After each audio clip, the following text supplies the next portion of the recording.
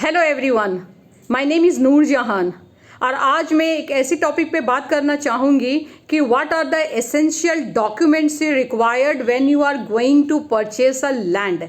आप जब ज़मीन खरीदने जा रहे हो, चाहे आप अपने लिए खरीदने जा रहे हैं या फिर कोई कंपनी अपने इंडस्ट्रियल पर्पस के लिए या कमर्शियल पर्पस के लिए कोई लैंड खरीदने जा रहे हैं, तो what are the essential documents, कौन सी ऐसी डॉक्यूमेंट है जो बहुत ज़रूरी है, जो हमें ज़मीन खरीदने से पहले हमें देखनी चाहिए, लैंड एक्विजिशन करने से पहले हमें देखनी चाहिए। अगर आप एक इंडिविजुअल हो, आप अपने लिए ज़मीन खरीदने जा रहे हैं या फिर आप कोई इंडस्ट्री है, आपको अपनी इंडस्ट्री के लिए बिग पार्सल ऑफ लैंड चाहिए, अपने प्रोजेक्ट के लिए बिग पार्सल ऑफ लैंड लेना है, तो आपको, आपके लिए भी ये वीडियो है, सभी के लिए वीडियो है कि हमें कौन कौन सा एसेंशियल डॉक्यूमेंट चेक करना बहुत ज़रूरी है जब हम एक लैंड एक्विजिशन करने जा रहे हैं। तो सबसे पहला चीज़ ये होती है कि जब आप लैंड एक्विजिशन करने जा रहे हैं, आप एक लैंड परचेस करने जा रहे हैं, तो सबसे पहले आपको ये देखना है कि उस ज़मीन का मालिक कौन है।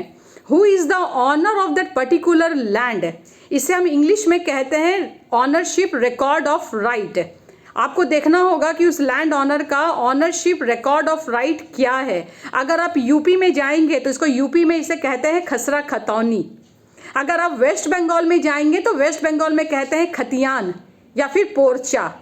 अगर आप महाराष्ट्र में जाओगे तो इसे कहते हैं फॉर्म 7/12। अगर आप तमिलनाडु में जाइएगा तो वहाँ पे इसे कहते हैं पट्टा चिट्ठा।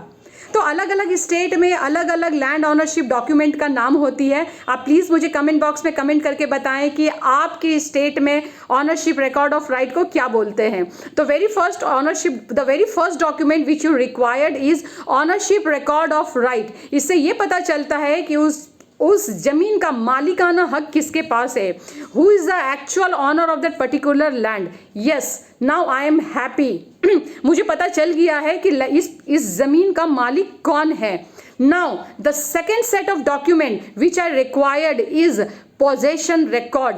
मान लीजिए कि उस जमीन का जो मालिक है वो दिल्ली में बैठा हुआ है या बॉम्बे में बैठा हुआ है या बैंगलोर में बैठा है, वहाँ पे वो अपना जॉब कर रहा है और उसकी जो ज़मीन है वो किसी दूसरे स्टेट में उसकी ज़मीन है। वो मतलब कि अपनी ज़मीन में जा करके देखता भी नहीं है क्या चल रहा है क्या नहीं चल रहा है। हो सकता है कि उसकी ज़मीन में कोई इलीगल एनक्रोचमेंट हो सकता है कि उसके ज़मीन में वहाँ के जो फार्मर्स है या फिर वहाँ के कोई लोकल गुंडे हैं, गूंस है, उन्होंने कुछ कब्जा कर रखा हो सकता है कि उसके ज़मीन पे कोई भी कोई दूसरे लोग आकर के वहाँ पे अपना कब्जा करके कुछ इलीगल काम कर रहा है। वहाँ पे कुछ भी हो सकता है ना, क्योंकि लैंड ओनर तो वहाँ पे बैठा हुआ नहीं है ना, वो तो देख नहीं रहा ना कि उसकी ज़मीन पे क्या हो रही है। तो second set of document is very much important. जब आप ज़मीन खरीदने जा रहे हो, व्हेन आप लैंड एक्विजिशन करने जा रहे हो, तो आप ये देखिए कि उस लैंड ओनर का पोजेशन डॉक्यूमेंट है कि नहीं है। पोजेशन डॉक्यूमेंट में आपको देखना पड़ेगा उसका यूटिलिटी रिकॉर्ड, आप उसके बिजली का बिल देखिए, उसका पानी का बिल देखिए, आप उसका टैक्स का बिल चेक कीजिए। और दूसरा आपका होता है क्रॉप रिकॉर्ड। क्रॉप रिकॉर्ड का मतलब ये हो गया है कि उस पर्टिकुलर लैंड में कौन सा फसल उगाया गया है, तो आप उसका क्रॉप रिकॉर्ड आप लैंड ओनर का चेक कर लीजिए। तो आपने पोजीशन उसका चेक कर लिया। लाइक अगेन क्रॉप रिकॉर्ड को अगर आप यूपी में जाएंगे तो यूपी में आप हम इसे कहते हैं कि खसरा देख लीजिए। अगर आप राजस्थान या फिर हरियाणा में अगर आप जाते हो तो इसे जमाबंदी कहते हैं, क्रॉप रिकॉर्ड को फील्ड बुक जिसे कहते हैं इंग्लिश में। Okay, third set of document जो हमें देखना है, that is very much important, that is a tax document है।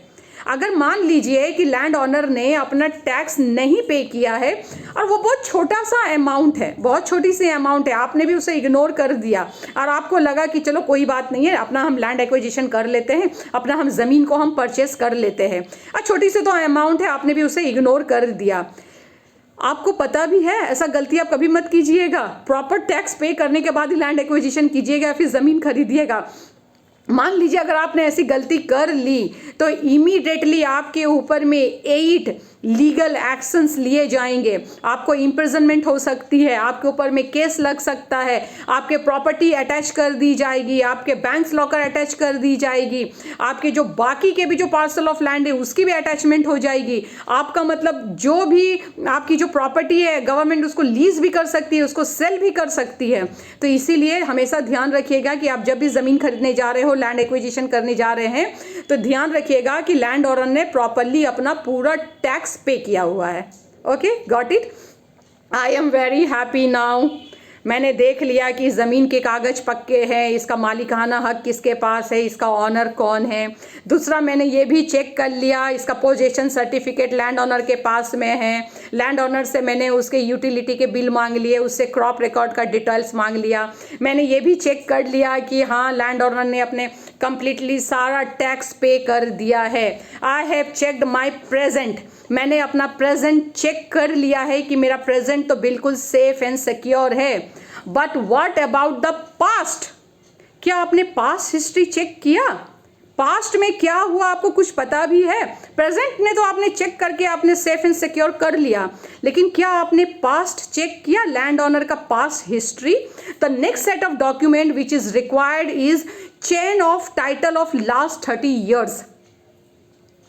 Chain of title of last 30 years, ये एक डॉक्यूमेंट है जो आपका लैंड ऑनर का चेक करना पड़ेगा। इससे आपको ये पता चलेगा कि लैंड ऑनर का पिछले 30 साल में वो ज़मीन कहाँ कहाँ खरीद हुई है, कहाँ कहाँ सेल हुआ है, वो सारा डिटेल्स आपको मिल जाएगी।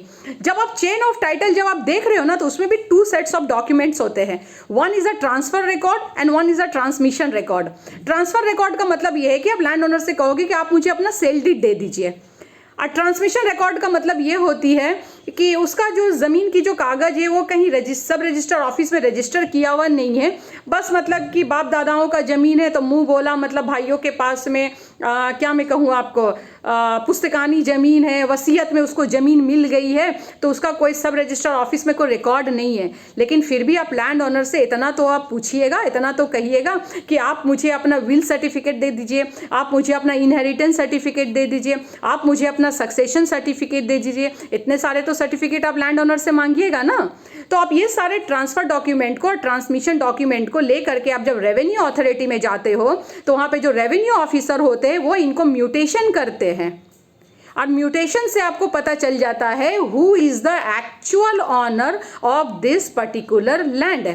देखिए, काफ़ी बार ऐसी होती है कि लोग जब ज़मीन खरीदने जाते हैं तो वो अपना रजिस्ट्रेशन कर लेते हैं, रजिस्ट्रेशन करने के बाद वो अपना म्यूटेशन नहीं करते हैं, और यही सबसे बड़ी गलती होती है। इसीलिए एक ज़मीन को लोग 2-3 लोगों को सेल कर देते हैं। तो इट्स वेरी मच इंपॉर्टेंट कि जब आपका रजिस्ट्रेशन हो जाए ज़मीन का, तो म्यूटेशन भी करना बहुत इंपॉर्टेंट होती है।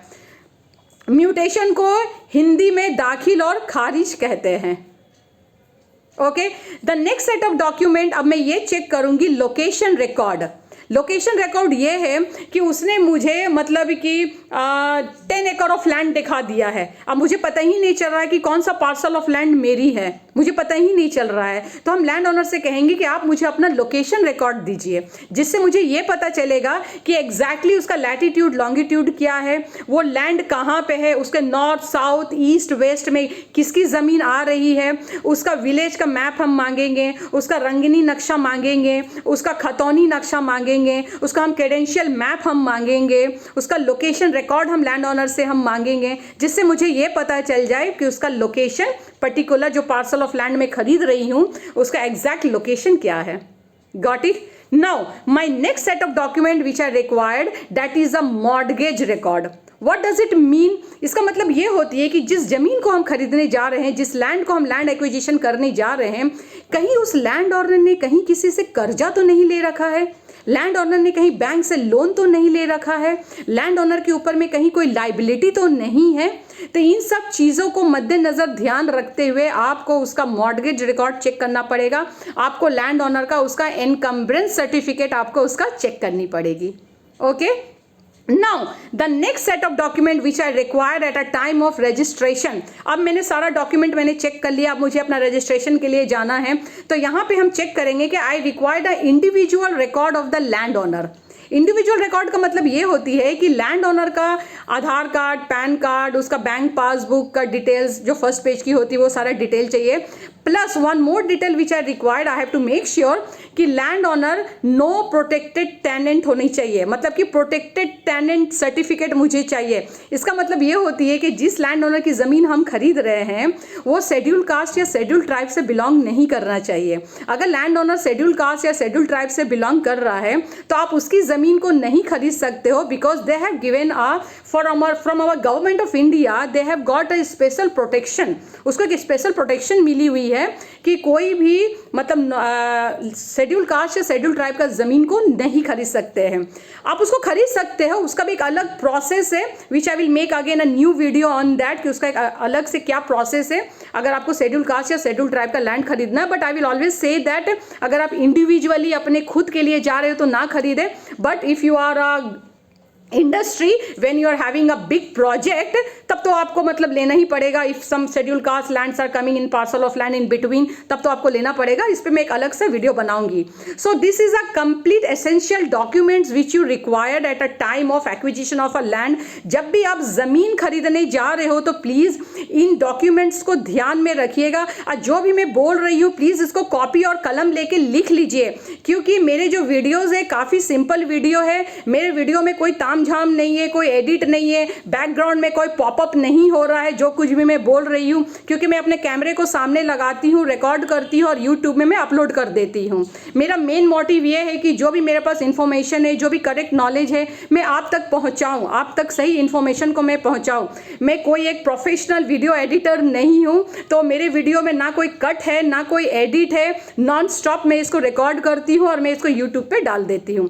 Now I will repeat once more, मैं एक बार सम अप करना चाहूंगी कि कौन कौन से सेट ऑफ डॉक्यूमेंट्स मैंने आपको बताई हूं। जब भी आप एक जमीन खरीदने जा रहे हैं या फिर जब भी आप कोई एक big parcel of land acquisition अपने प्रोजेक्ट के लिए करने जा रहे हैं, तो एक लैंड ऑनर से आपको कौन कौन सा डॉक्यूमेंट आपको चाहिए। The very first set of document which you required from a land owner is ownership record of right. उसका ownership record of right check कीजिए, जिससे आपको ऑनर का मालिकाना हक का आपको उसके बारे में मालूम चलेगी। Second set of document you required is a possession record, कि हाँ लैंड ऑनर का वहां पे पोजेशन है, वहां पे लैंड ऑनर उस जमीन में रहता है। तीसरा है कि उस लैंड ऑनर ने अपना प्रॉपर टैक्स कंप्लीटली पे किया हुआ है। चौथा सेट ऑफ डॉक्यूमेंट ये है कि उसका chain of title of past 30 years, पिछला 30 साल का हिस्ट्री आपको चेक करना है। लैंड ऑनर का क्या रहा, कौन आया कौन गया, 30 साल का चेन ऑफ टाइटल आपको उसका चेक करना पड़ेगा, जिसमें आपको उसका ट्रांसफर रिकॉर्ड देखना होगा, ट्रांसमिशन रिकॉर्ड देखना होगा, आपको उसका म्यूटेशन रिकॉर्ड भी चेक करना है, दाखिल एंड खारिज। The next set of document which you required is a location record, वो जमीन का लोकेशन कहाँ पे आ रही है, उसका विलेज मैप, रंगरेजी नक्शा, खतौनी नक्शा, वो सारे डिटेल्स आपको चाहिए। The next set of document which you required is a mortgage record, कहीं लैंड ऑनर ने कोई लाइबिलिटी, कोई लोन, तो कोई कर्जा वर्जा तो नहीं ले रखा है, तो उसके लिए आपको एनकम्बरेंस सर्टिफिकेट चाहिए। The next set of document which you required is an individual record which you required at a time of KYC, Aadhaar pan चाहिए। प्लस ध्यान रखिएगा कि लैंड ऑनर प्रोटेक्टेड टेनेंट ना हो, शेड्यूल कास्ट या schedule tribe से वो belong ना करता हो। अगेन कुछ छोटे छोटे कुछ फ्यू एडवाइस या कुछ टिप्स मैं देना चाहूँगी जब भी आप कोई ज़मीन खरीदने जा रहे हो। सबसे पहला चीज़ ये देखिएगा कि आप जिस मोहल्ले में या जिस एरिया में अपना इंडिविजुअल ज़मीन खरीदने आप जा रहे हैं, तो मेक श्योर कि आप वहाँ पे अनाउंसमेंट कराइए। ज़मीन कभी भी लुका छुपी ज़मीन कभी मत खरीदिएगा, हमेशा लोगों को बता के खरीदिए ताकि आपको पता लग सके अगर उस ज़मीन में कोई भी डिस्प्यूट है तो। हाँ, तो वहाँ पर आप अनाउंसमेंट कराइए कि हम इस ज़मीन को खरीद रहे हैं। अगर किसी भी मोहल्ले वाले को या उस पर्टिकुलर एरिया में किसी को भी अगर कोई डिस्प्यूट है, कोई इशू है, तो प्लीज आकर के मुझसे मिलिए, तो आप उस लैंड को फिर खरीदने से, उस जमीन को खरीदने से आप बच सकते हो। दूसरा कंडीशन ये है कि अगर आप जिस जमीन को खरीदने जा रहे हो, अगर उसके 5 भाई है, 5 बहन है, बाकी और भी रिश्तेदार है, खानदान है, सब कुछ है, तो आपको सबका NOC लेना बहुत जरूरी है। उसके 5 भाइयों का आपको NOC लेना पड़ेगा, आपको उसके बहनों का NOC लेना पड़ेगा, उसका बेटी है, उसका दामाद है, उसका पोता है, उसका पोती है, उसका नाती है, उसका नतनी है, उसके पूरे खानदान से आपको NOC लेना पड़ेगा। क्यों? क्योंकि आगे चल के आपको कोई भी प्रॉब्लम ना आ जाए। You required a NOC from each and every one. Even I will say you that you take a consent from that particular mohalla, from that particular area where you are going to purchase your land. एक और चीज़ मैं आपको बोलूँगी, अगर कोई senior citizen है और आप उससे ज़मीन खरीद रहे हो, तो हो सकता है कि फ्यूचर में उसका कोई पोता आके सामने खड़ा हो जाए, वो आपसे कहेगा कि मेरे दादाजी ने जब ये ज़मीन बेच रहा था तो उसके दिमागी संतुलन सही नहीं था, वो सीनियर सिटीज़न था। It is very much important कि आप एक मेडिकल चेकअप कराएं, कोई सीनियर सिटीज़न है कि हाँ उस मेडिकली वो फिट है और अपने होशो हवास में अपने ज़मीन को सेल कर रहा है, सो दैट कि इन फ्यूचर आपकी ज़मीन में कोई स्टे ना लगे और आपके ऊपर में कोई डिस्प्यूट ना आए और कोई भी प्रॉब्लम ना हो। क्योंकि हमारे इंडियन सिविल कोर्ट में there are more than I don't know in lakhs I will say you there are some dispute cases which are pending in our civil court, जिसका कोई सुनवाई या कोई उसका रेजोल्यूशन आने में कम से कम 20 साल का वक्त लग जाता है।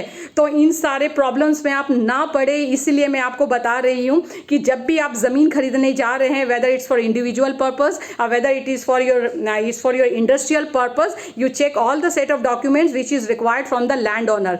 ये तो लैंड ओनर का डॉक्यूमेंट रहा है। Now again you have to check the from the government approvals भी आपको देखना पड़ेगी कि गवर्नमेंट का भी अप्रूवल उसमें लगना चाहिए। लाइक फॉर एग्जांपल, आप एक एग्रीकल्चर लैंड ले रहे हो और आपको उसमें अपना घर बनाना है या फिर आपको अपनी इंडस्ट्री बनाना है, तो again you have to convert that agriculture land to a non agriculture purpose. ध्यान रखिएगा, ये नहीं कि एग्रीकल्चर लैंड में जाकर के आपने अपना प्रोजेक्ट लगा दिया तो आपके ऊपर में फाइन लग सकती है। तो इसलिए आपको उसको एग्रीकल्चर को नॉन एग्रीकल्चर में भी कन्वर्ट कराना बहुत ज़रूरी है। आपको ये भी ध्यान रखना पड़ेगा कि जिस ज़मीन को आप खरीद रहे हैं उस ज़मीन का क्लियरेंस आप देखिए कि वहाँ का लोकल म्यूनसिपल कॉर्पोरेशन से आप उसका क्लियरेंस ले लीजिए, वहाँ का एसडीओ से आप क्लियरेंस ले लीजिए, वहाँ का तहसीलदार से आप क्लियरेंस ले लीजिए, वहाँ का ग्राम पंचायत से आप क्लियरेंस ले लीजिए, वहाँ का म्यूनसिपल कॉर्पोरेशन, म्यूनसिपालिटीज़ या फिर वहाँ के जो सिटी काउंसिल से, जहाँ भी आपकी ज़मीन अगर अर्बन एरिया में है या फिर आपकी ज़मीन अगर लोकल रूरल एरिया में है, जो भी वहाँ के लोकल गवर्नमेंट बॉडीज़ है उनसे भी आपको क्लियरेंस लेनी पड़ेगी अपना ज़मीन को खरीदने से पहले। तो ये सारे कुछ सेट ऑफ डॉक्यूमेंट्स है जो बहुत ज़्यादा इंपॉर्टेंट है। एक और चीज़ ध्यान रखिएगा कि जब भी आप ज़मीन खरीदने जा रहे हो तो उस पर्टिकुलर एरिया का आप जोनल क्लियरेंस चेक कर लीजिएगा कि वो ज़मीन जो आप खरीद रहे हो वहाँ पे रेसिडेंशियल बन सकती है कि नहीं, वहाँ पे कोई इंडस्ट्रियल बन सकती है कि नहीं, वहाँ पे कोई कमर्शियल बन सकती है कि नहीं। तो zonal clearance, land use clearance, ये सब देखना बहुत ज़्यादा ज़रूरी होती है। एक और चीज़ आप ध्यान में रखिएगा, जब भी आप ज़मीन खरीदने जा रहे हो कि आप एक प्रोफेशनल लॉयर आप हायर कीजिए। लोग क्या करते हैं कि लाखों का करोड़ों का ज़मीन खरीदते हैं और खुद ही लॉयर बन जाते हैं, ये बहुत बड़ी गलती होती है।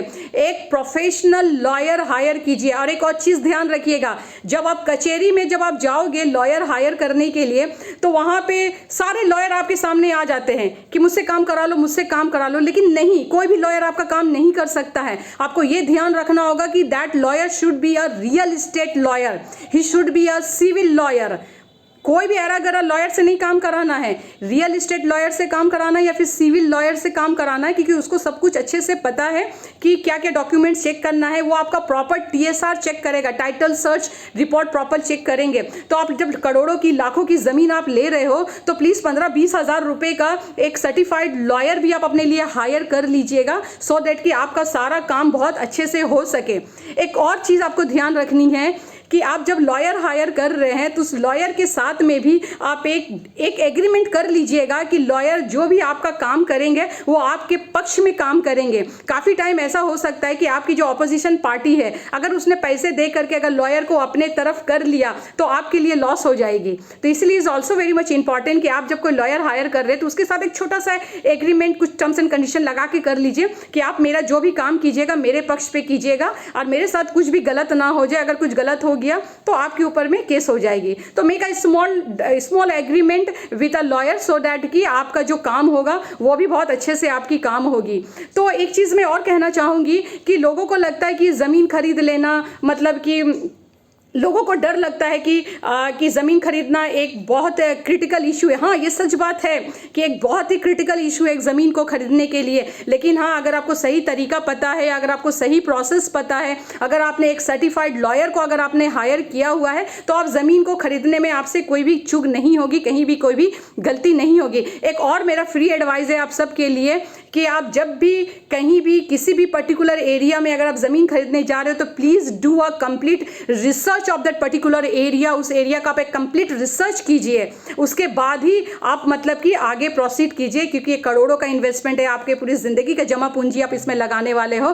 तो ज़मीन खरीदते समय या फिर लैंड एक्विजिशन करते समय इन चीज़ों को आप ध्यान रखिएगा। तो ये रही मेरी आज की वीडियो। मैं उम्मीद करती हूँ कि आपको मेरा वीडियो बहुत अच्छा लगा होगा। अगर आपको पसंद आई है तो प्लीज़ आप मेरे वीडियो को आगे शेयर कीजिए, आगे लोगों तक दीजिए, और मैं आपसे फिर मिलूंगी एक नए वीडियो के साथ। तब तक के लिए थैंक यू और जय हिंद।